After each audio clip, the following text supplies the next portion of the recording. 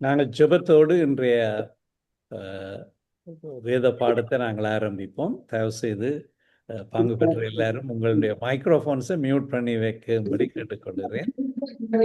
இல்லாட்டில் உங்களுடைய சில சத்தங்களும் இதில் கேட்டுக்கொண்டிருக்கும். மற்றபடியால் உங்களுடைய மைக்ரோஃபோன்ஸை மியூட் பண்ணி விடுங்கள். நாங்கள் வேதாகம அறிமுகம் என்கிற தொடரில் நாங்கள் வேதாகமத்தை ஆராய்ந்து வருகிறோம்.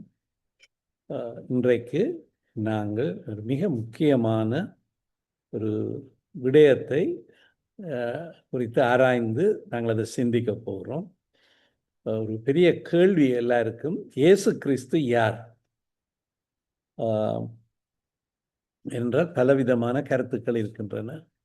இஸ்லாமியர்களை பார்த்தால் அவர்கள் இயேசு கிறிஸ்துவுக்கு அதிக மதிப்பு கொடுக்கிறார்கள். அவரை ஈசா நபி என்று சொல்லுகிறார்கள். ஆனால் அவர்கள் ஈசா மசிஹ் என்று அவரை பற்றி சொல்லப்பட்டிருக்கிறது. அவர்கள் இயேசுவை தேவன் என்று ஒரு பொழுதும் ஏற்றுக்கொள்ள மாட்டார்கள். இயேசுவை ஒரு தீர்க்கதரிசி என்று தான் அவர்கள் சொல்லுவார். அப்போ அதுவும் போல இன்றைக்கு இயேசு கிறிஸ்துவை பற்றி பலர் பலவிதமான கருத்துக்களை வைத்திருக்கிறார்கள். சிலர் இயேசு கிறிஸ்துவ கௌதம புத்தரை போல என்று, காந்தியை போல என்று, அப்படி பல விதமான கருத்துக்கள் உலகத்தில் நாங்கள் இயேசு கிறிஸ்துவை பற்றி கேட்டுக்கொண்டிருக்கிறோம். ஆனால் எங்களுடைய சத்தியத்துக்கு தூணும் ஆதாரமாக இருக்கிறது பரிசுத்த வேதாகம்.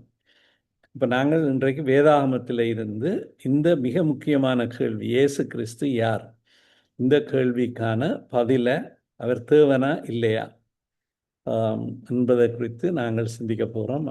வேதாகமத்தில் ஏராளமான வார்த்தைகள் எங்களுக்கு அதை தெளிவுபடுத்துகின்றன. இப்போ இயேசுவே தம்மை குறித்து எங்களுக்கு சொன்ன ஒரு வேத வசனத்தை நாங்கள் பார்ப்போம். இயேசு கிறிஸ்து யோவான் எழுதின சுவிசேஷத்தில் 5ஆம் அதிகாரம் 39ஆம் வசனத்தில் இயேசு கிறிஸ்து இப்படி சொன்னார்: வேத வாக்கியங்களை ஆராய்ந்து பாருங்கள், அவைகளால் உங்களுக்கு நித்திய ஜீவன் உண்டென்று எண்ணுகிறீர்களே, என்னை குறித்து சாட்சி கொடுக்கிறவைகளும் அவைகளே. சொல்றார், வேதா வாக்கியங்களை ஆராய்ந்து பாருங்கள். ஆங்கிலத்திற்கு சர்ச் த ஸ்கிரிப்சர்ஸ். வேத வாக்கியங்கள், வேதாகமத்தை ஆராய்ந்து பாருங்கள். ஆண்டவர் எங்களுக்கு சொன்ன ஒரு ஆலோசனை இல்லை, ஒரு கட்டளை போல எங்களை ஆராய்ந்து பார்க்க சொல்லியிருக்கிறார். வேத வாக்கியம் சொல்றார், அவைகளால தான், இந்த வார்த்தையால தான் எங்களுக்கு நித்திய, இந்த வார்த்தையை விசுவாசிக்கிறதால தான் அவைகளால் உங்களுக்கு நித்திய ஜீவன் என்று எண்ணுகிறீர்களே, என்னை குறித்து சாட்சி கொடுக்கிறவைகளும் அவைகளே. இந்த வேத வாக்கியங்கள், பரிசுத்த வேதாகமம் இயேசுவை குறித்து சாட்சி கொடுக்கிறது. பழைய ஏற்பாட்டிலையும் புதிய ஏற்பாட்டிலையும் நாங்கள் இயேசுவை குறித்து வேதாகமம் சாட்சி கொடுக்கிறத நாங்கள் வாசிக்கிறோம். அப்போ அநேகமாக கிறிஸ்தவர்கள் இயேசு தேவன் என்பதை ஏற்றுக்கொள்ளுகிறார்கள். ஆனாலும் சில நேரத்தில் அதை சவாலுக்கு உட்படுத்தல, அதாவது அவர்கள் அதனை அதை நிரூபிக்கிறதுக்கு இல்லை அதற்கு ஆதாரமான வசனங்களை சொல்கிறதுக்கு சில கிறிஸ்தவர்கள் ஆயத்தமாக இல்லை.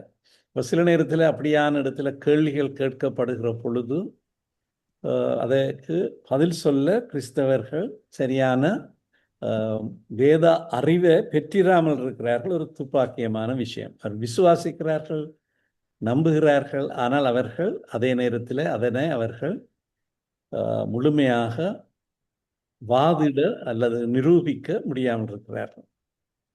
நாங்கள் வேதாகமம் கல்வி கற்கிற பொழுது வேதாகமத்தில் அப்போலஜெட்டிக்ஸ் என்ற ஒரு பாடம் இருக்கு.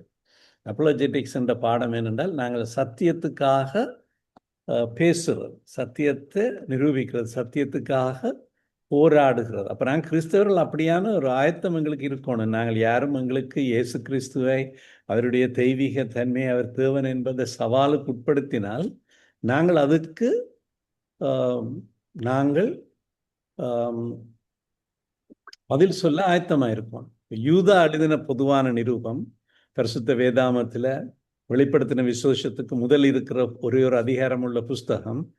அதில் 3ஆம் வசனத்தில் யூதா இப்படி எழுதுகிறார்: பரிசுத்தவான், நான் அந்த வசனத்தின் நடுப்பகுதியில் இருந்து வாசிக்கிறேன், பரிசுத்தவான்களுக்கு ஒரு விசை ஒப்பு கொடுக்கப்பட்ட விசுவாசத்திற்காக நீங்கள் தைரியமாய் போராட வேண்டுமென்று உங்களுக்கு எழுதி உணர்த்துவது எனக்கு அவசியமாய் கண்டது. விசுவாசத்துக்காக, பரிசுத்தவான்களுக்கு ஒரு விஷயம் ஒப்பு கொடுக்கப்பட்ட விசுவாசத்திற்காக நீங்கள் தைரியமாய் போராட வேண்டும். அப்ப நாங்கள் எப்பொழுதும் சரியாக பதில் சொல்ல ஆயத்தமாயிருக்கோம்.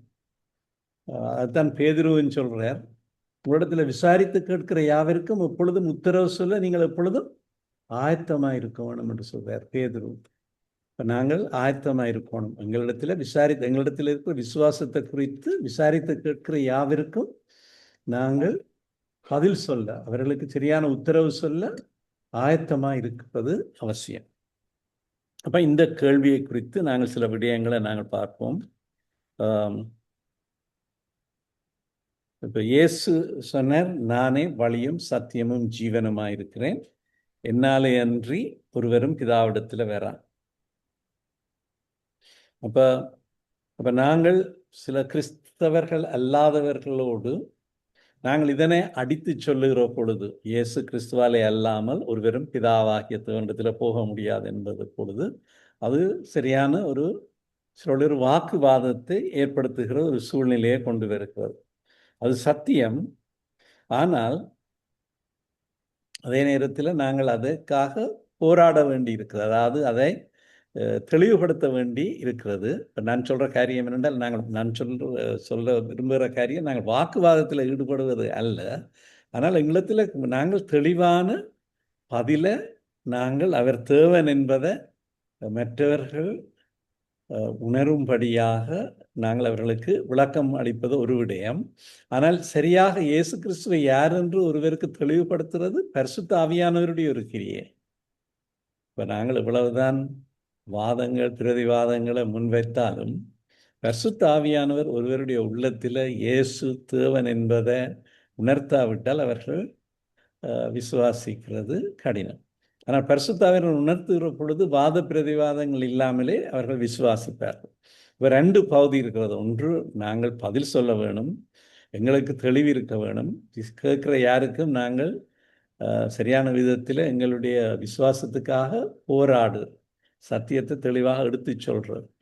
ஆனால் நாங்கள் சொல்றது எல்லாம் பரிசுத்த வேதாகமத்தின் ஆதாரத்தின் அடிப்படையில் தான். எங்களுக்கு வேறு எந்த ஆதாரமும் இல்லை பரிசுத்த வேதாகமத்துக்கு புறம்பாக. அப்ப நாங்கள் இப்ப இயேசு தேவனா இல்லையா, எங்களுக்கு தெரியும் தேவன் என்று, சந்தேகத்துக்கு இடம் இல்லை. ஆனால் நாங்கள் அதை விசாரித்து கேட்கிறவர்களுக்கு பதில் சொல்ல வேணும். ஆனால் அதே நேரத்தில் பரிசுத்த ஆவியானவர் தான் இந்த வார்த்தைகளூடாக அவர்களுடைய உள்ளத்தில் இதை குறித்து உணர்த்தி பேசுகிறது. அப்ப நாங்கள் இன்றைக்கு இயேசு கிறிஸ்துவனுடைய தெய்வீக தன்மையை குறித்து பரிசுத்த வேதாகமத்தில் வெளிப்படையாக தெளிவாக சொல்லப்பட்ட சில வசனங்களை நாங்கள் பார்ப்போம். இப்போ நாங்கள் யோவான் 1ஆம் அதிகாரம் 1ஆம் வசனம் எங்கள் எல்லாருக்கும் தெரியும். ஆதியில வார்த்தை இருந்தது, அந்த வார்த்தை தேவனிடத்தில் இருந்தது, அந்த வார்த்தை தேவனாய் இருந்தது. யோவான் 1:1. அப்ப இந்த வசனத்தை நாங்கள் பார்க்கல. இதுல கிறிஸ்து இந்த வார்த்தை தான் 14ஆம் வசனத்தில் சொல்லி இருக்கு, அந்த வார்த்தை மாம்சமாய் கிருபையும் சத்தியமும் நிறைந்தவராய் நமக்குள்ளே வாசம் பண்ணினார், அவருடைய மகிமையை கண்டோம், அது பிதாவுக்கு ஒரே பேரானவருடைய மகிமைக்கு ஒத்த மகிமையாகவே இருந்தது. இப்ப அங்க ஆதியில வார்த்தை இருந்தது என்று யோவான் எழுதினவர் 14ஆம் வசனத்தில் அந்த வார்த்தை, அவர் சொன்ன அந்த வார்த்தை, ஆதியில இருந்த வார்த்தை தேவனிடத்தில் இருந்தது, தேவனாயிருந்தது, அந்த வார்த்தை தான் மாம்சமானது, அவர்தான் கிருபையும் சத்தியம் நிறைந்தவராய் நமக்குள்ள வாசம் பண்ணினார். அது இயேசு கிறிஸ்துவை பற்றி, வேறு யாரும் அல்ல, இயேசு கிறிஸ்துவை பற்றி தான் அவர் சொல்றார். அவருடைய மகிமையை நாங்கள் கண்டோம். அவருடைய மகிமை, அவர் யார் என்பது தங்களுக்கு தெளிவாக தெரிஞ்ச அவருடைய மகிமையை கண்டோம். அது பிதாவுக்கு ஒரே பேரானவருடைய மகிமைக்கு ஒத்த மகிமையாகவே இருந்தது. அப்ப இந்த வசனம் இயேசு கிறிஸ்துவுக்கு பிதாவோடு இருக்கிற உறவை எங்களுக்கு தெளிவாக காண்பிக்கிறது. அதாவது வார்த்தை தேவனோடு இருந்தது, வார்த்தை தேவனாயிருந்தது, வார்த்தை தேவனிடத்தில் இருந்தது, வார்த்தை தேவனாயிருந்தது. அப்ப இது வார்த்தையானவர் எப்பொழுதும் இருந்தார். அங்கே சொல்ல ஆதியிலே, இங்கிலீஷ் இருக்கு இந்த பிகினிங். நாங்கள் ஆதியாக 1 வசனத்திலையும் பார்த்தால் அங்கேயும் இருக்கு, ஆதியிலே தேவன் வானத்தையும் பூமியையும் சிருஷ்டித்தார். இந்த beginning God created the heaven and the earth. இங்கேயும் ஆதியில வார்த்தை, இந்த பிகினிங் வாஸ் த வேர்டு. அப்போ அதே இதுதான். அப்போ அதாவது வார்த்தை எப்பொழுதும் இருந்தார். அதாவது அதை சொல்றது ஆங்கிலத்தில் ஒரு சொல்லியிருக்கு ப்ரீ எக்ஸிஸ்டன்ஸ். அதாவது எல்லாம் இருக்கிறதுக்கு முன்னம் அவர் இருந்தார். எக்ஸிஸ்டன்ஸ்ன்றா இருக்கிறோம், இன்னைக்கு வி எக்ஸிஸ்ட், நாங்கள் இருக்கிறோம். ப்ரீ எக்ஸிஸ்டன்ஸ்ன்றா இருக்கிறதுக்கு, எல்லாம் இருக்கிறதுக்கு முதலே அவர் இருந்தார். அதான் ஆதியில். அவர் எப்போதும் இருந்தவர். ஆனால் அப்போ வார்த்தை மாம்சமாக முதல் வார்த்தை எப்போதும் இருந்தவர். ஆனால் ஒரு சரித்திரத்திலே ஒரு குறிப்பிட்ட வேளையில் அவர் மாம்சத்தில் பிறந்தார். நாங்கள் கலாத்தியரில் வாசிக்கிறோம், காலம் நிறைவேறின பொழுது என்று சொல்லியிருக்கு. அது இயேசுனுடைய பிறப்பு. காலம் நிறைவேறின பொழுது ஸ்திரீகளிடத்தில் பிறந்தவர் என்று சொல்லி அங்கே இயேசு கிறிஸ்துவை பற்றி சொல்லியிருக்கார். இந்த ஃபுல்னஸ் ஆஃப் டைம், அவர் சரியான நேரத்தில் இயேசு கிறிஸ்து இந்த உலகத்துக்கு வந்தார். ஆனால் அவர் எப்பொழுதும் இருந்தவர். அதில் நாங்கள் மிகவும் தெளிவாக காண்கிறோம் இந்த வார்த்தையில். அப்போ அதாவது அவர் மாம்சமாகி எங்களுடைய மத்தியில் வாசம் பண்ணுறதுக்கு முதல் அவர் எப்பொழுதும் இருந்தவர். ஆனால் இப்போ அவர் மாம்சமாகி வந்த பொழுது அவருடைய மகிமை என்றால் அவருடைய வெளிப்பாடு, அவர் யார் என்பதை குறித்த எல்லாம் அவருடைய மகிமை என்ற சொல்லு ஒரு மிக முக்கியமான சொல்லு. அவர் ஒரே ஒருவர் தான் மகிமைக்குரியவர். அவர் தான் பிதாவிடத்திலிருந்து வந்தவர். அவர் கிருபையும் சத்தியமும் நிறைந்தவராய் என்று சொல்லியிருக்கு. அவருக்குள்ள ஃபுல், அங்கே ஆங்கிலத்தில் சொல்லியிருக்கு, he came from the Father full of grace and truth. full, முழுமையா, அதாவது இவ்வளவு கிருபை இவ்வளவு சத்தியம் எல்லாம் அவருக்குள்ளதான். அவர் இயேசுனா நானே வழி, நானே சத்தியம், நானே ஜீவன், எல்லாம் சத்தியம் அவருக்குள்ளதான். இப்போ இதில் இந்த வசனமே எங்களுக்கு மிகவும் வெளிப்படையாக இயேசு கிறிஸ்துவனுடைய தெய்வீக தன்மையை எங்களுக்கு காண்பிக்கும், மிகவும் வெளிப்படையாக. நாங்கள் அடுத்தது இதே யோவான் 1 18 வசனத்தில் பார்த்தால் அங்கே சொல்லியிருக்கு, தேவனை ஒருவனும் ஒரு காலம் கண்டதில்லை, பிதாவின் மடியில் இருக்கிற ஒரே பேரான குமாரனே அவரை வெளிப்படுத்தினார். பிதாவை ஒருவனும் ஒரு காலம் கண்டதில்லை, ஆனால் பிதாவின் மடியில் இருக்கிற ஒரே பேரான குமாரனை அவரை வெளிப்படுத்தினார். அப்ப நாங்கள் பார்த்தோம், முதல் யோவான் 1:1 பார்த்தோம், யோவான் 1:14 பார்த்தோம், இப்ப யோவான் 1:18. அப்ப இயேசு கிறிஸ்து ஒரு தனித்துவமானவர். அவர் ஒருவர், அவருக்கு நிகர் ஒருவர் இல்லை. அவர் தனித்துவமானவர். அவர் தாமே தேவன். அவர்தான் பிதாவை எங்களுக்கு வெளிப்படுத்தினவர். பிதாவினுடைய ஒரே பேரான குமாரன், பிதாவின் மடியில இருக்கிறவர், வேற ஒருவரும் தேவனை கண்டதில்லை. அப்ப இயேசு கிறிஸ்து தேவனை எங்களுக்கு வெளிப்படுத்திராவிட்டால் எங்களுக்கு தேவனை காணக்கூடிய வாய்ப்பு இல்லை. தேவன் தாமே குமாரன் மூலமாக தம்மை வெளிப்படுத்தினார்.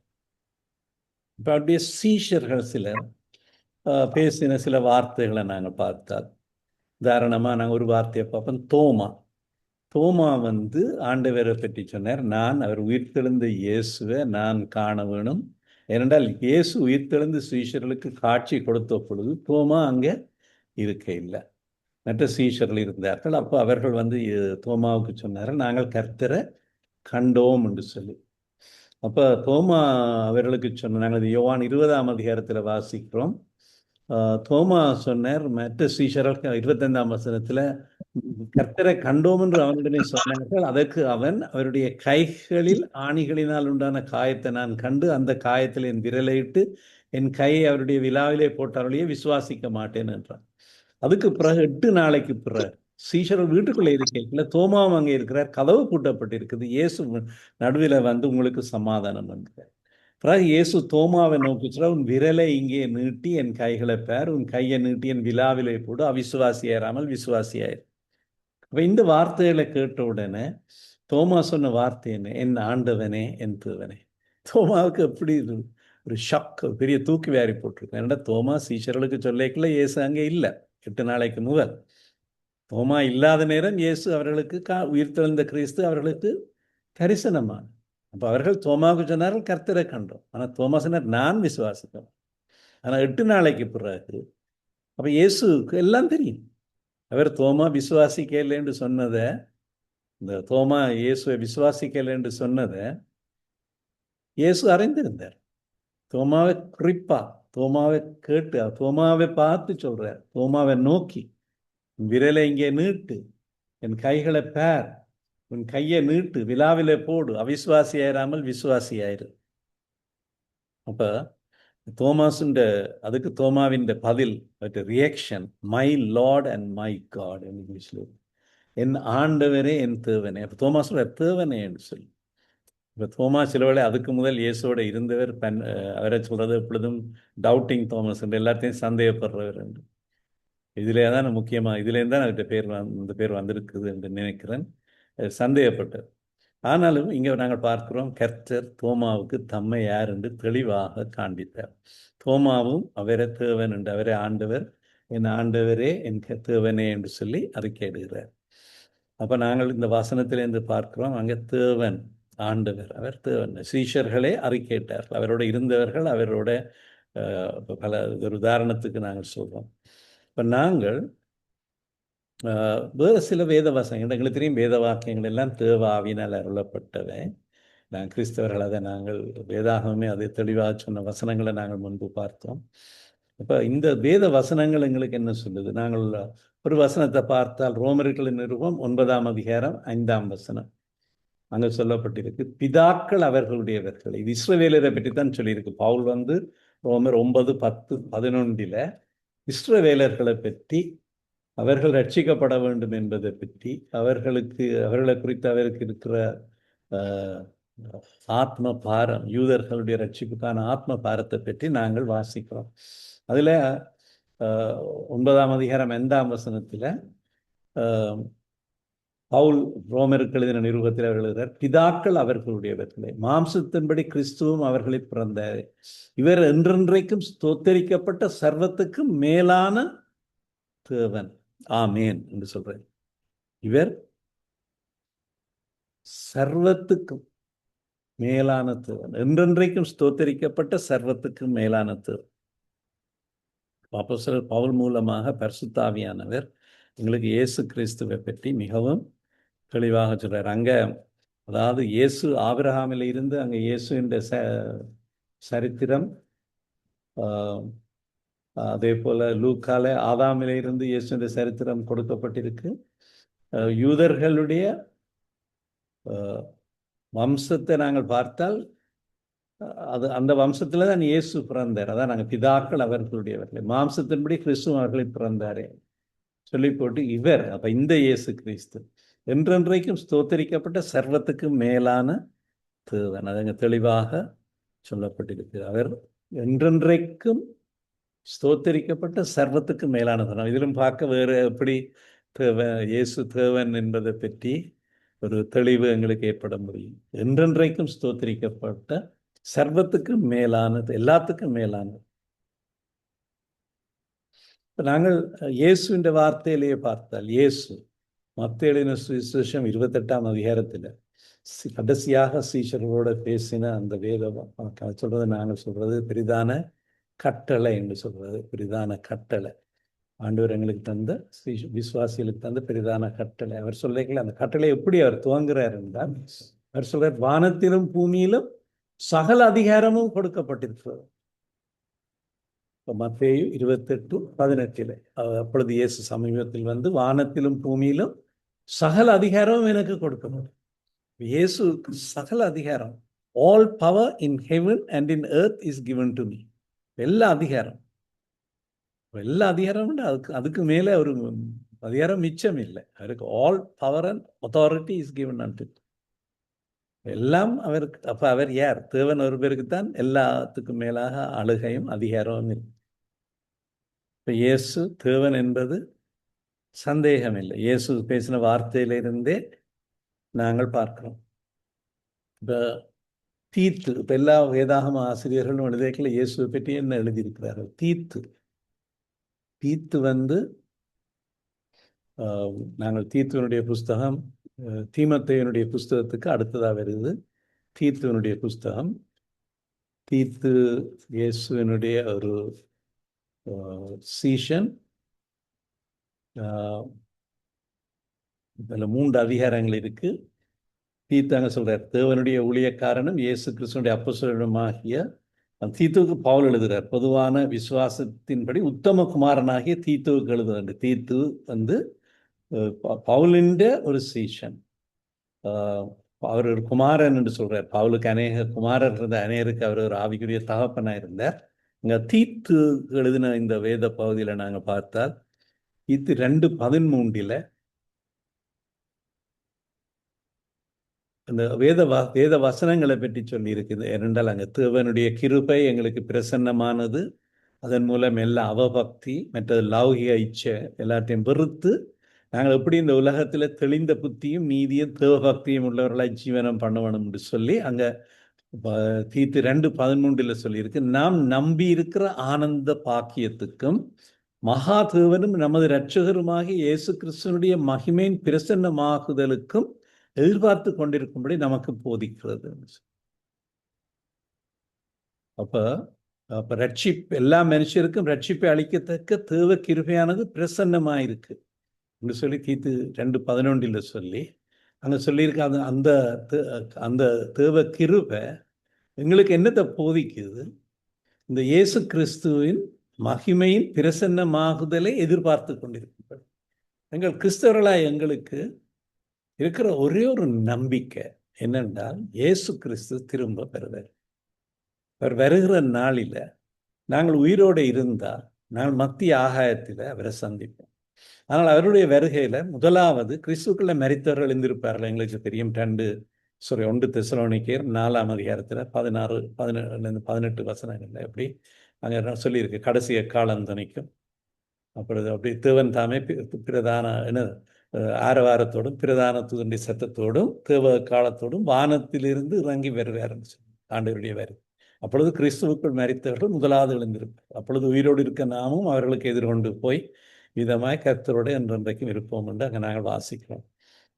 1 தெசலோனிக்கேயர் 4ஆம் அதிகாரத்தில். இங்கே தீத்து 2:13 சொல்லியிருக்கு. இதுதான் நாங்கள் நம்பி இருக்கிற ஆனந்த பாக்கியம், இயேசு கிறிஸ்துவனுடைய மகிமையின் பிரசன்னமாகுதல் தான் அது.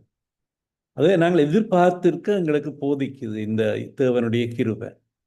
இப்போ நாங்கள் இந்த வசனங்களில் நாங்கள் என்னத்தை பார்க்கிறோம்? இயேசு கிறிஸ்து தேவன் சொல்லியிருக்கு, மகா தேவனும் நமது இரட்சகருமாகிய இயேசு கிறிஸ்துவனுடைய மகிமையின் பிரசன்னமாகும்.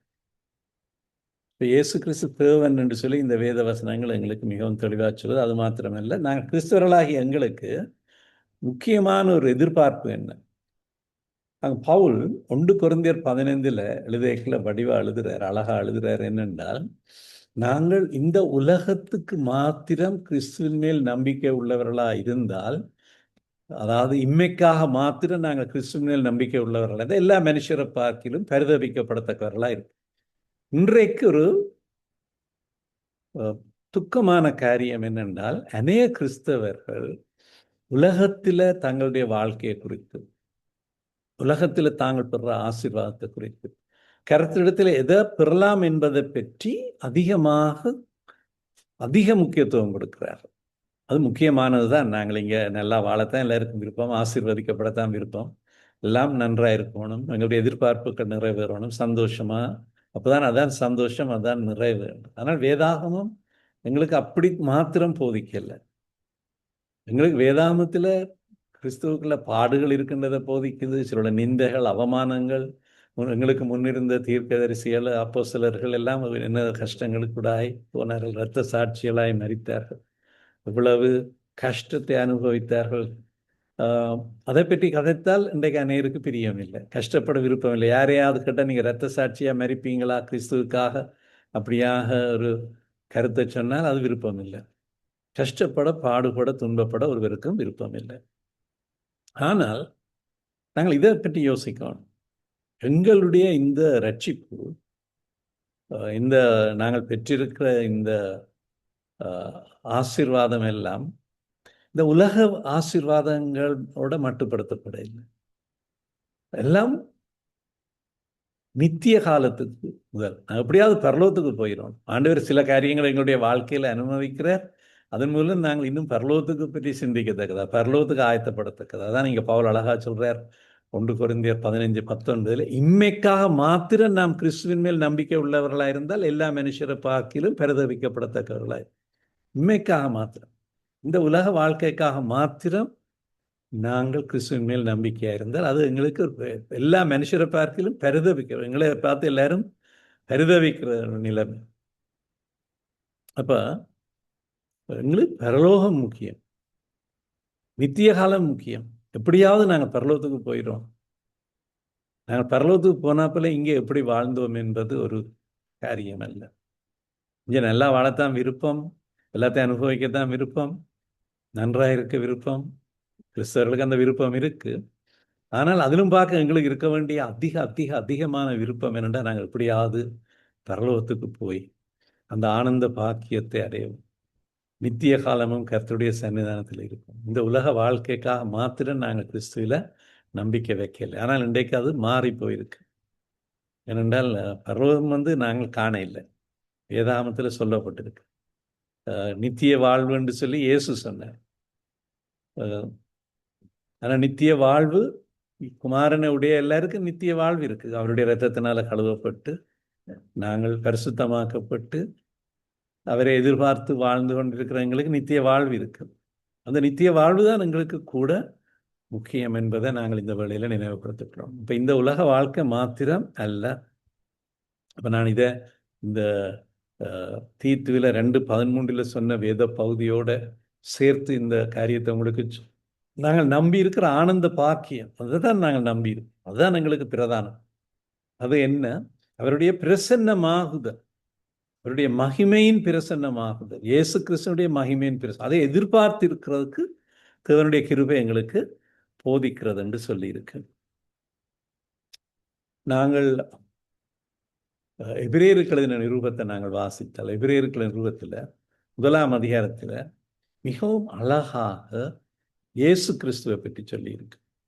என்றால் அது கூட அது எழுதப்பட்டது எபிரேயர் யூதர்கள் எழுதப்பட்டது. என்னோட யூதர்கள் இயேசுவை மேசியாண்டு ஏற்றுக்கொள்ள இல்லை. எல்லாரும்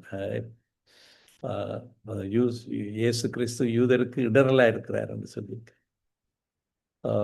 இயேசு கிறிஸ்துவை தேவன் என்று சொல்றது அவர்களுக்கு கஷ்டமான ஒரு காரியம். அதான் பவுல் ரோமருக்கு எழுதியக்குள்ள ரோமர் 1ஆம் அதிகாரத்தில் எழுதுகிறார். இப்படி அவர் சொல்லுகிறார், அங்கே இயேசு கிறிஸ்துவை பற்றி அவர் சொல்கிறார், அதாவது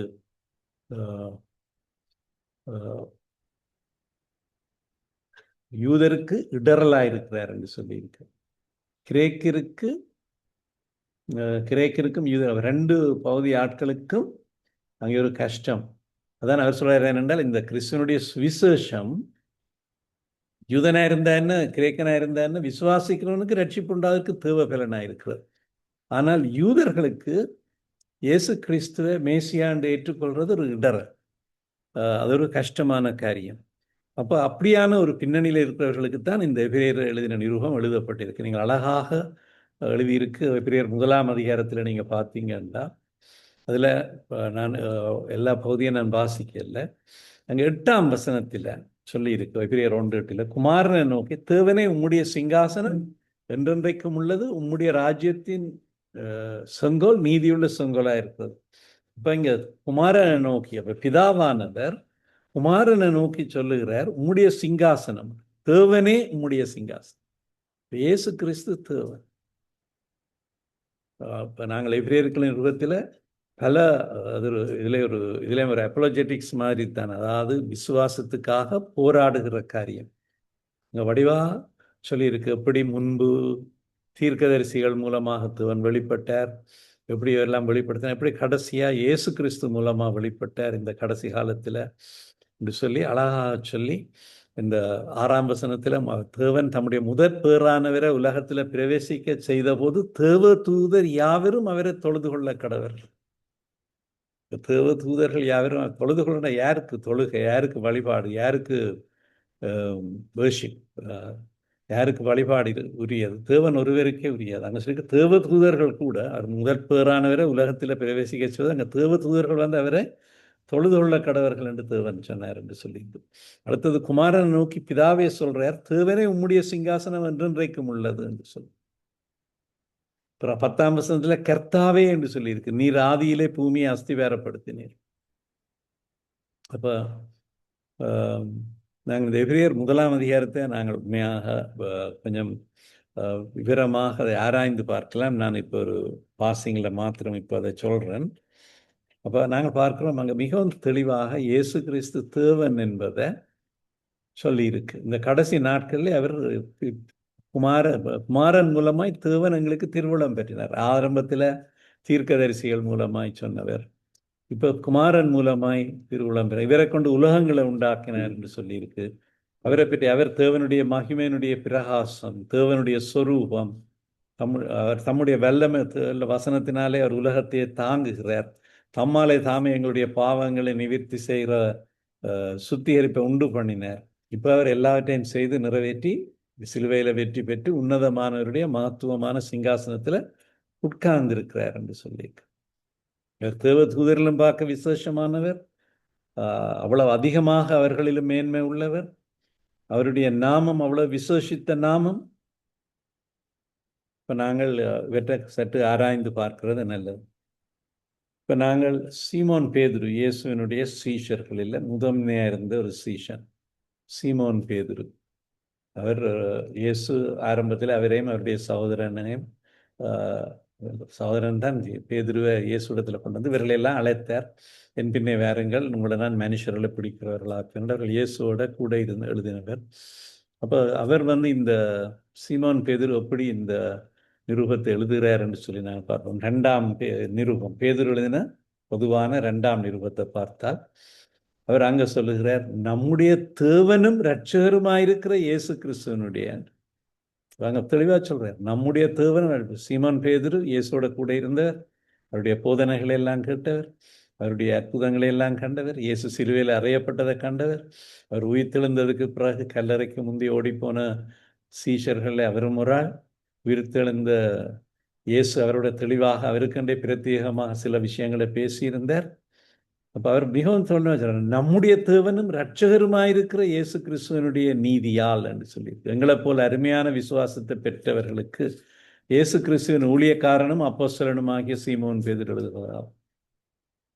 எங்களைப் போல இந்த அருமையான விசுவாசத்தை பெற்ற உங்களுக்கு இயேசு கிறிஸ்துவனுடைய ஊழியக்காரனும் அப்போஸ்தலனுமாகிய சீமோன் பேதுரு எழுதுகிறது. அது என்ன மாதிரி எவ்வளவு ஒரு அழகான ஒரு அறிமுகம் தன்னை பற்றியும் தான் இயேசு கிறிஸ்துவனுடைய ஊழியக்காரன் முதல் சொல்றார், அப்போஸ்தல் சீமோன் பேதுரு எழுதுகிறார். நம்முடைய தேவனும் இரட்சகருமாய் இருக்கிற இயேசு கிறிஸ்துவனுடைய நீதியால். அப்போ அவரே அறிக்கை பண்ணுகிறார் எப்படி இயேசு கிறிஸ்து தேவன் என்பதை. இப்போ நாங்கள் இயேசுவோட இன்னும் மிக நெருக்கமாக இருந்த ஒரு சீஷன் யோவான், இயேசுவின் மடியிலே சாய்ந்து கொண்டிருந்தவர். அவர் யோவான் எழுதின சுவிசேஷம் நிரூபம், 1ஆம் நிரூபம் எழுதியதில் மிகவும் அழகான ஒரு அறிமுகம் எழுதுகிறார். அந்த 1 யோவான் 1:1 நீங்கள் பார்த்தீங்கன்னா மிகவும் அவர் தன்னுடைய அனுபவத்தை அவர் சொல்றார். ஆதி முதல் இருந்தது என்று சொல்றார். அவர் எப்போதும் இருந்தது. ஆதின்ற தொடக்கம், இந்த பிகினிங், ஆதி முதல். He was there in the beginning. ஆதி முதல் இருந்தது. ஆனால் நாங்கள் கேட்டது, நாங்கள் அவரை கேட்டோம், எங்கள் கண்களாலே கண்டது, நாங்கள் நோக்கி பார்த்தது, எங்கள் கைகளாலே தொட்டது, அந்த ஜீவ வார்த்தையை உங்களுக்கு அறிவிக்கிறோம் என்று சொல்றார். அந்த ஜீவன் வெளிப்பட்டது, பிதாவினிடத்தில் இருந்தும் எங்களுக்கும் வெளிப்பட்டதுமான நித்தியமான அந்த ஜீவனை கண்டு நாங்கள் அதை குறித்து சாட்சி கொடுத்து அதை உங்களுக்கு அறிவிக்கிறோம். இவ்வளவு அழகாக அவர் எழுதியிருக்கிறார். இப்போ நான் சொல்றார், நாங்கள் அவர் ஆதி முதல் இருந்தவர், ஆனால் நாங்கள் கேட்டோம். அவற்றை வார்த்தை, அவர் பேசின வார்த்தையை எங்களோட சொந்த காதுகளால் அவருடைய வாயிலிருந்து வந்த வார்த்தைகளை நாங்கள் கேட்டோம். எங்களுடைய இந்த கண்களால் நாங்கள் அவரை கண்டோம், நாங்கள் அவரை நோக்கி பார்த்தோம், எங்களுடைய கைகளால் அவரை தொட்டோம். அதுதான் இந்த ஜீவ வார்த்தை. அவரை நாங்கள் உங்களுக்கு இன்னும் எவ்வளவு அழகான ஒரு அறிமுகம். அதே போல இதே யோவான் எழுதின நிருபத்தில், 1ஆம் நிருபத்தில் 5ஆம் அதிகாரத்தில் நாங்கள் 20ஆம் வசனத்தை நாங்கள் பார்த்தால் அங்கே அவர் எழுதுகிறார்,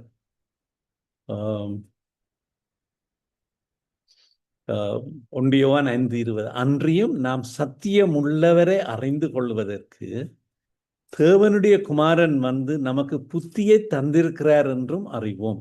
அவருடைய குமாரனாய் இயேசு கிறிஸ்து எண்ணப்பட்ட சத்தியம் உள்ளவருக்குள்ளும் இருக்கிறோம்.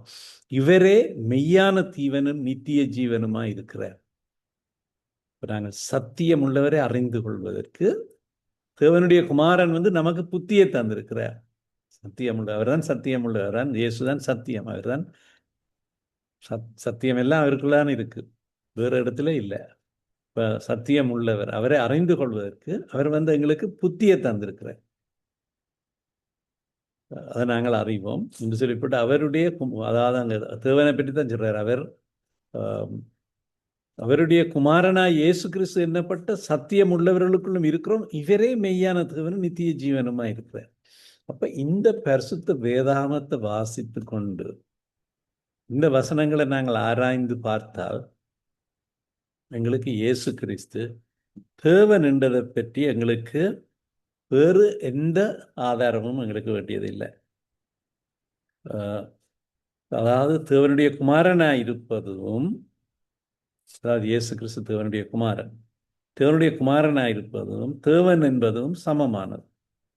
இப்போ தேவன் சொல்லிடுறார் தெளிவா, தேவனுடைய குமாரன், அவருடைய குமாரனாய் இயேசு கிறிஸ்து, அவரே மெய்யான தேவன், நித்திய ஜீவன்.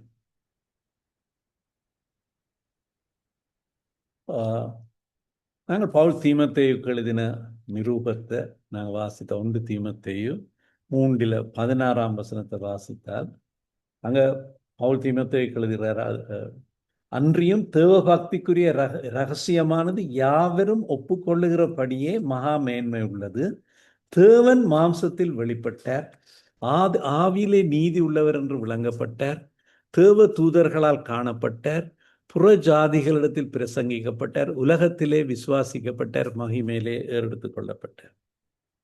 சொல்லியிருக்கு, இயேசு அவர் சரீரத்தில் வெளிப்பட்டார், மாம்சத்தில் வெளிப்பட்டார், தேவன் மாம்சத்தில் வெளிப்பட்டார், அவர் தான் இயேசு.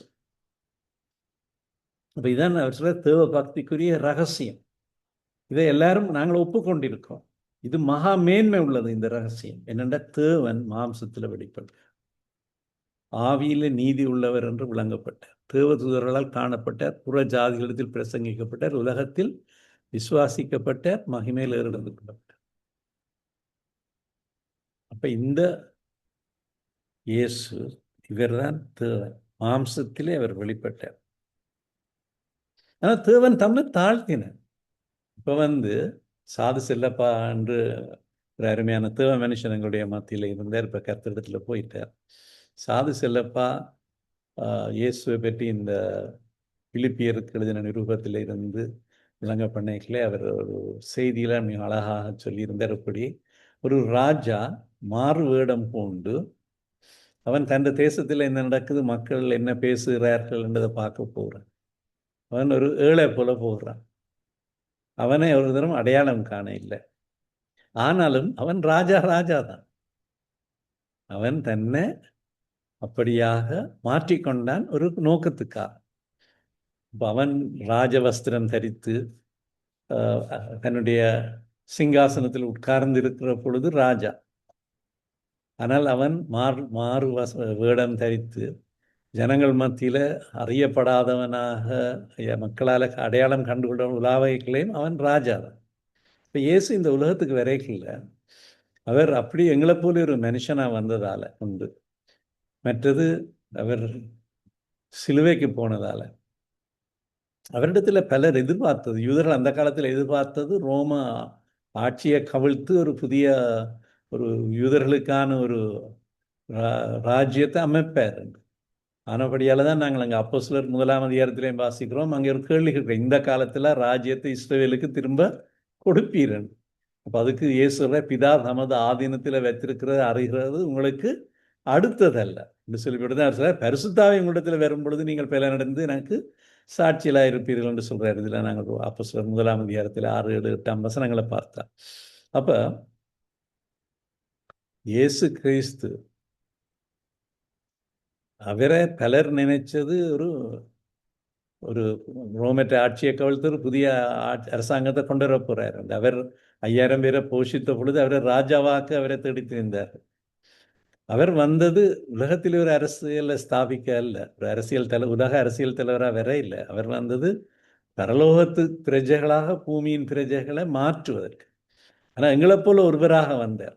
பிலிப்பியர்கள் எழுதின நிருபத்தில் பவுல் அழகா சொல்றார், அவர் தேவனுக்கு சமமாயிருந்தார். அவர் தேவனுக்கு சமமாயிருப்பதை கொள்ளையாடிய பொருளாக எண்ண இல்லை. அவர் தேவனுக்கு சமன். ஆனால் அவர் என்ன செய்தார்? அவர் தம்மைத்தாமே வெறுமையாக்கினார். அதான் உண்டு. அவர் தம்மை வெறுமையாக்கினார். எனக்கு இருக்கிற எல்லாத்தையும் அவர் தன்னை விட்டு அகற்றினார். பூமிக்கு விரைக்கில் அவர் உங்களையும் என்னையும் போல ஒரு மனுஷனாகத்தான் காணப்பட்டார். இப்போ பல நினைத்தார்கள் வெறும் ஒரு மனுஷன் உண்டு. அவர் மனுஷன், மனுஷகுமாரனா வந்தார். தேவகுமார் தம்மைத்தாமே வெறுமையாக்கினார். பிறகு அடிமையின் ரூபம் எடுத்தார். மனுஷர் சாயலானார்.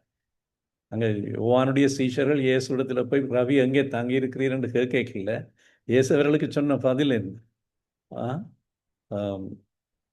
நரிகளுக்கு குழிகள் உண்டு, ஆகாயத்து பறவைகளுக்கு கூடு உண்டு, மனுஷகுமாரனுக்கு தலை சாய்க்க இடம் இல்லை. அவர் உலகத்தையெல்லாம் சிருஷ்டித்தார். உலகத்துக்கு வரைக்கல அவருக்கு தங்கியிருக்கிறக்கு ஒரு வீடு இருக்குல்ல. எங்கள் எல்லாருக்கும் தங்கியிருக்கிறக்கு ஒரு வீடு இருக்குது.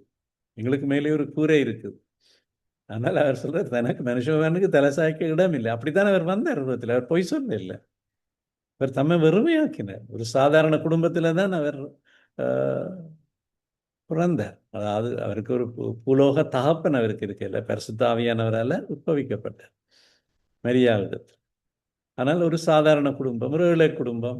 அவருடைய பிறப்பின் பின்னணியை நாங்கள் பார்த்தால் இவ்வளவு மிகவும் எளிமையான சாதாரணமான, உலகத்தில் இருக்கிற யாருக்கும் இருக்கிற வசதி கூட அவர் பிறந்த பொழுது அவருக்கு இருக்கல. தம்மை அவ்விதமாக அவர் தாழ்த்தினார். ஆனபடியால் அவரை பார்த்துட்டு இவர் தேவன் இல்லை, இவர் மனுஷன் என்று சொல்லலார். அவர் தம்மை தாழ்த்தினார். ஒரு மனுஷ ரூபமாய் காணப்பட்டார். மரண பரியந்தம், சிலுவையின் மரண பரியந்தம் தம்மை தாழ்த்தினார். ஆனால் அவர் தேவன். அதான் நாங்கள் ஒரு பொழுதும் மறக்கக்கூடாது. அவர் தேவனுடைய சுபாவம், தேவனுடைய சாயல், தேவனுக்கு சமமானவர். தேவனுக்கு அவர் சமமாயிருப்பது கொள்ளையாடிய ஒரு பொருள் அல்ல. அதாவது அவர் தேவனுக்கு சமமாயிருந்தா சரி. நாங்கள் வேறு யாரும் தேவனுக்கு சமம் என்று ஒரு பொழுதும் சொல்ல முடியாது. அவர் தேவன், ஆனால் தம்மை தாழ்த்தினார். கொலோசியரில் பவுல் எழுதுகிறார், தேவத்துவம் எல்லாம் சரீர பிரகாரமாக அவருக்குள் வாசமாயிருந்தது. கொலோசியரில் பவுல் எழுதுகிறார், கொலோசியர் 2:9. ஏனெனில் தேவத்துவத்தின் பரிபூரணம் எல்லாம் சரீர பிரகாரமாக அவருக்குள் வாசமாயிருந்தது. தேவத்துவம், காட் ஹெட் என்று சொல், தேவத்துவத்தின் பெர்ஃபெக்ஷன், முழுதும், கம்ப்ளீட்டாக, முழுமையாக சரீர பிரகாரமாக அவருக்குள்ள வாசமாயிருந்தது. இப்போ நாங்கள் இந்த வசனங்களை நாங்கள் பார்க்கல. நாங்கள் இயேசு கிறிஸ்து தேவன் என்பதை தெளிவாக காண்கிறோம். எங்களுக்கு வேதாகமம் தான் ஆதாரம். அந்த வேதாகமம் தான் தேவனுடைய வார்த்தை. இயேசு சொன்னார், வேத வாக்கியங்களை ஆராய்ந்து பாருங்க. வேதாகமம் தான் இயேசு கிறிஸ்து எங்களுக்கு சொல்லுது. நாங்கள் ஏற்கனவே ஆரம்பத்தில் சொன்ன வசனம் யோவான் 5:39 வசனம். யோவான் 5:39. வேத வாக்கியங்களை ஆராய்ந்து பாருங்க, அவைகளால் உங்களுக்கு நித்திய ஜீவன் ஒன்று எண்ணுகிறீர்கள், என்னை குறித்து சாட்சி கொடுக்கிறவர்களும் அவைகள். இப்போ மத்தேயு 1:23 அவர் பிறந்த பொழுது கொடுக்கப்பட்ட ஒரு பேர் இம்மானுவேல். இம்மானுவேலோட தேவன் நம்மோடு இருக்கிறார். அப்போ தேவன் நம்மோடு இருக்கிறார்.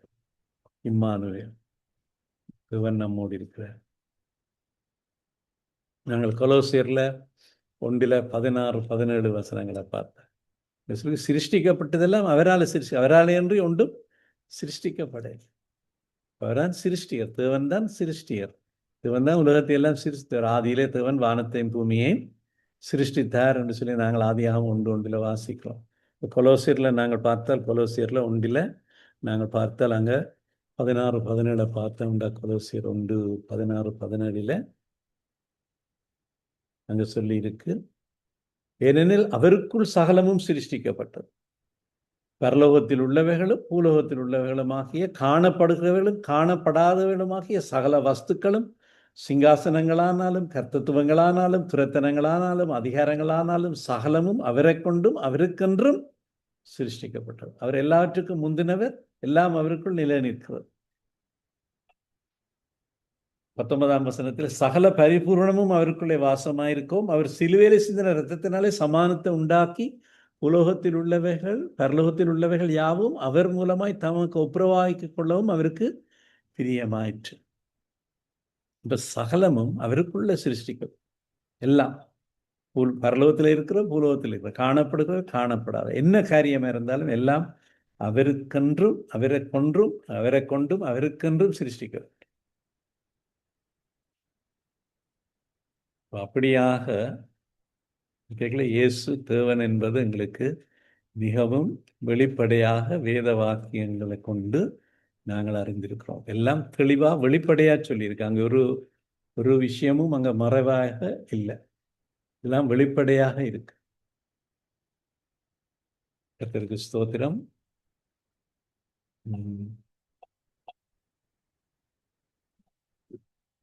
இப்ப நாங்கள் இயேசு கிறிஸ்து தேவன் என்பதை பற்றி எங்களுக்கு ரெண்டு விதமா தெரியும். ஒன்று வேத வாக்கியங்களும் எங்களுக்கு சொல்லுது.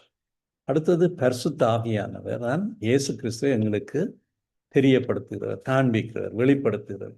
நாங்கள் யோவான் எழுதின சுவிசேஷத்துல 14ஆம் அதிகாரத்தில் இயேசு பரிசுத்த ஆவியானவரை பற்றி பேசல, பரிசுத்த ஆவியானவரை பற்றி மிகவும் தெளிவாக அங்கே எடுத்து சொல்றார். சார், பரிசுத்த ஆவியானவர் அங்கே என்ன செய்வார் என்று ஒன்று சொல்றார். யோவான் 14:26 என் நாமத்தினாலே பிதா அனுப்ப போகிற பரிசுத்த ஆவியாகிய தேற்றரவாளனே எல்லாவற்றையும் போதித்து நான் உங்களுக்கு சொன்ன எல்லாவற்றையும் நினைப்பூட்டுவார். அது மாத்திரமில்லை, இந்த பரிசுத்த ஆவியானவர் தான் எங்களுக்கு யோவான் 16:13 சொல்றார், சத்திய ஆவியாகிய அவர் வரும்போது சகல சத்தியத்துக்குள்ளும் உங்களை வழிநடத்துவார். அவர் சத்தியம் என்ற இயேசு கிறிஸ்து. அவர் இயேசு கிறிஸ்துக்குள்ள எங்களை வழிநடத்துறது பரிசுத்த ஆவியானவர். அவர் சொல்றார், என்னுடையதை எடுத்து உங்களுக்கு போதிப்பார். அப்ப பரிசுத்த ஆவியானவர் எங்களுக்கு ஒன்று, நாங்கள் ஒரு வாக்குவாதம் பண்ற மாதிரி ஒன்றை ஆராய்ந்து அனலைஸ் பண்ணி, இயேசுனர் ஆராய்ந்து பாருங்கள், சர்ச் த ஸ்கிரிப்சர்ஸ். அப்படி நாங்கள் ஆராய்ந்தும் நாங்கள் இயேசுவை கண்டுகொள்ளலாம். ஆனால் எல்லாவற்றுக்கும் மேலாக எங்களுக்கு பரிசுத்த ஆவியானவருடைய அந்த சாட்சி, அவர் எங்களுக்குள்ள உணர்த்துகிற காரியம், எங்களுக்கு வர்ற இந்த கன்விக்ஷன், அந்த உணர்த்துவித்தல், ஆவியானவருடைய உணர்த்துவித்தல், ஆவியானவர் எங்களுக்குள்ள எங்களுடைய உள்ளத்துல போடுகிறது. அப்ப அவர் போடுகிறது தான் எங்களுக்கு ஒரு சரியான ஆதாரமா இருக்கு. ஏனென்றால் அது எந்த வாக்குவாதம், எந்த ஆர்கியூமெண்ட், எந்த விவாதத்தினாலையும் நிரூபிக்கப்படுறது என்று அல்ல. அது எங்களுடைய உள்ளத்திலே அந்த விசுவாசம் அப்படியே எங்களுக்குள்ள வருது. அந்த விசுவாசம் அப்படியே எங்களுக்குள்ள வருது. இப்போ பரிசுத்த ஆவியானவர் தான் எல்லாவற்றையும் எங்களுடைய உள்ளத்தில் உணர்த்தி வைக்கிறார், எங்களுக்கு எல்லாவற்றையும் போதிக்கிறார். இயேசுனுடைய காரியங்கள்ல இருந்து எடுத்து எங்களுக்கு அவர் சொல்லுகிறார். இப்போ நாங்கள் அதே போல யோவான் 15:26 பார்த்தார். யோவான் 15:26 பிதாவினிடத்திலிருந்து நான் உங்களுக்கு அனுப்ப போகிறவரும் பிதாவினிடத்திலிருந்து புறப்படுகிறவருமாகிய சத்திய ஆவியாகிய தேற்றரவாளன் வரும்போது அவர் என்னை குறித்து சாட்சி கொடுத்தார். பிதாவிடத்திலிருந்து தான் வர்றார் அவர். நான் உங்களுக்கு அனுப்ப போகிறார். இயேசுதான் அனுப்புறார். அதான் சொன்னார், நான் போகாட்டி சத்தியாவி வரமாட்டேன், நான் போனால் அவர் வருவார். ஆனால் அவனுடைய நான் போறது உங்களுக்கு பிரயோஜனமா இருக்கும்னு அவர் போறதை பற்றி துக்கப்பட்ட சீஷர்களுக்கு அவர் எடுத்து சொன்னார். பிதாவினிடத்திலிருந்து புறப்படுகிறவராகிய சத்தியாவியாகிய தேற்றரவாளன். ஆனால் அவர் நான் உங்களுக்கு அனுப்புகிறவர் என்றும் சொல்லுகிறார். அவர் என்னை குறித்து சாட்சி கொடுத்தார். மற்ற இவர் சொல்ற சீஷர்களுக்கு சொல்றார், நீங்களும் ஆதி முதல் என்னுடனே கூட இருந்தபடியால் எனக்கு சாட்சியில் இருப்பார். இவர்கள் ஆதி முதல் ஆரம்பத்தில் இருந்தே, இயேசுனுடைய ஊழியத்தின் ஆரம்பத்தில் இருந்தே இந்த சீஷர்கள் கூட இருந்தவர்கள். அவர் சொல்ற, நீங்களும் எனக்கு சாட்சியில் இருப்பார். நாங்களும் அவருக்கு சாட்சியர். பரிசுத்த ஆவியானவரும் சாட்சி கொடுக்கிறார். பரிசுத்த ஆவியானுடைய சாட்சி முக்கியம். அவர் எங்களுடைய உள்ளத்துல உணர்த்தாவிட்டார். அதாவது பரிசுத்த ஆவியானவற்ற உதவி இல்லாமல் நாங்கள் இயேசுவை கர்த்தர் என்று சொல்லி அறிக்கையிட முடியாது. இப்ப பரிசுத்த ஆவியானவர் தான் எல்லாவற்றையும் எங்களுக்கு போதித்து இயேசு சொன்ன எல்லாவற்றையும் எங்களுக்கு நினைப்பூட்டுறது. இயேசு எங்களுக்கு வெளிப்படுத்துகிறவர் பரிசுத்த ஆவியானவர். அவருடைய உதவியும் தேவை. அப்ப எங்களுடைய அப்லோஜெட்டிக்ஸ்ல வாத பிரதிவாதங்களை பயன்படுத்தும், அதுவும் தேவைதான். ஆனால் எங்களுக்கு பிரதானமா தேவை ஆவியானவற்ற சாட்சி எங்களுடைய உள்ளது. அப்பொழுது நாங்கள் விசுவாசிப்போம். எங்களுக்கு யாரும் எங்களை கன்வின்ஸ் பண்ண தேவையில்லை. ஆனால் எங்களிடத்துல விசாரித்து கேட்கிறவர்களுக்கு நாங்கள் உத்தரவு சொல்ல வேண்டிய ஒரு பொறுப்பு இருக்கு. சிலர் என்னென்றால் சில வேளை என்ன நடக்கிறேன்டா, ஆக்கள் கேள்விகளை கேட்டு குழப்பி சில கிறிஸ்தவர் குழம்பிடுறார். என்றால் அவர்களுக்கு போதிய வேதாகம அறிவு இல்லாததால். எங்களுக்கு வேதாகமத்தை நல்ல பரிச்சயம் இருக்கணும். வேதாகமத்தில் உதாரணமாக ஜோவான் சாட்சிகளை போல ஆட்கள் சிலவளை நாங்கள் சந்திக்கிற பொழுது அவர்கள் கிறிஸ்துவ சரியா தேவன் இல்லை என்று சொல்லி மட்டம் தட்டி கதைப்பார்கள். அப்படி கதைக்கைகள் எங்களுக்கு ஆவியில் சரியான குழப்பமாக இருக்கு. ஆனால் நாங்கள் அவர்களுக்கு வசனத்தில் இருந்தும் நாங்கள் எடுத்து சொல்லவும் என்று அவர்களுக்காக ஜெபிக்க வேணும். ஏனென்றால் ஆவியானவர் அவர்களுக்கு உணர்த்தி வைக்க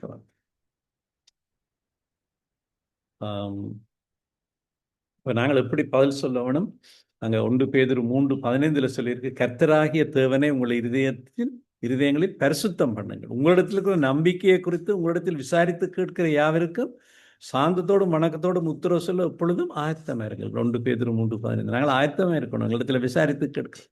ஏன் நாங்கள் இயேசுவை விசுவாசிக்கிறோம்? ஏன் நாங்கள் இயேசுவை தேவன் என்று சொல்கிறோம்? இயேசு மற்ற உலகத்தில் இருக்கிற இந்த சமய பெரியவரோடு, எந்த சமயத்தை ஸ்தாபித்தவரோடும் ஒப்பிடத்தக்கவர் அல்ல. அவர் தனித்துவமானவர், அவர் தன்னிகரற்றவர், அவர் ஒருவரே, யூனிக்கான, தனித்துவமான, அவர் ஒருவரே தேவன், வேறு இல்லை. எங்களுக்கு நிச்சயமாக அவர் ஒருவர் மூலமாக தான் ரட்சிப்பு, அவர் ஒருவர் மூலமாக தான் எங்களுக்கு பரலோகம். அவர் ஒருவரே தேவன், வேறு ஒருவரும் இல்லை. கர்த்தர் எங்களுக்கு உதவி செய்வாராக.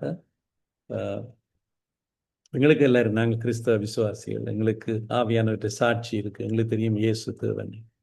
ஆனால் மற்றவர்களுக்காக நாங்கள் ஜெபிப்போம். கர்த்தாவே, நாங்கள் உங்களுடைய வார்த்தை சொல்லுகிறபடி வேத வாக்கியங்களை ஆராய்ந்து பாருங்கள். அவைகளால் உங்களுக்கு நித்திய ஜீவன் உண்டு என்று எண்ணுகிறீர்கள். என்ன குறித்து சாட்சி கொடுக்கிறவர்களும் அவைகளே. யோவான் 5:39 நீங்கள் எங்களுக்கு சொன்ன இந்த வார்த்தை வேத வாக்கியங்களை ஆராய்ந்து பார்க்கிற பொழுது இயேசு தேவன் என்று துலாம்பரமாக நாங்கள் வெளிப்படுத்தப்பட்டிருக்கிறதை நாங்கள் காண்கிறோம் என்று நாங்கள் பார்த்த இந்த வேத வசனங்கள்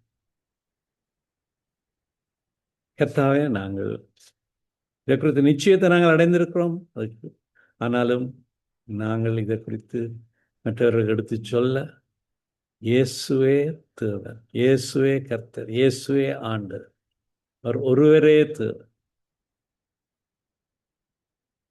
அவராலே அல்லாமல் ஒருவரும் பிதாவிடத்திலே வரான் என்று நாங்கள் தெளிவாக துல்லியமாக எடுத்து சொல்ல ஆண்டவரே எங்களுக்கு வழி நடத்துங்கள். இந்த வேத ஆராய்ச்சி எங்களுக்கு ஆசீர்வாதமாக இருந்ததுக்காக நன்றி சுவாமி. இயேசு கிறிஸ்துவின் நாமத்தினாலே ஜெபிக்கிறோம் தகப்பனே.